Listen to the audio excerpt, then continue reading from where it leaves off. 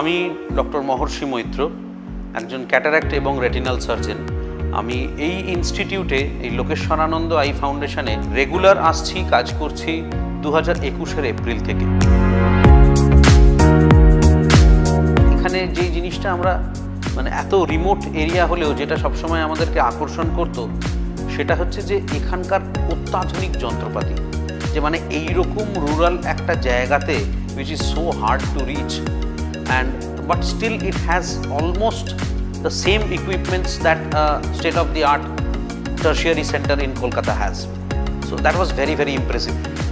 And the behavior of the people, লোকজনের ব্যবহার, লোকজনের কথা বলা, লোকজনের পেশেন্ট হ্যান্ডেল করা। এখানে বহু দূর থেকে, বহু জায়গা থেকে পেশেন্টস আসেন যারা রেগুলার আসেন, এবং they wait for the opportunity যে কখন কনসালটেন্টরা এখানে ভিজিট করবেন।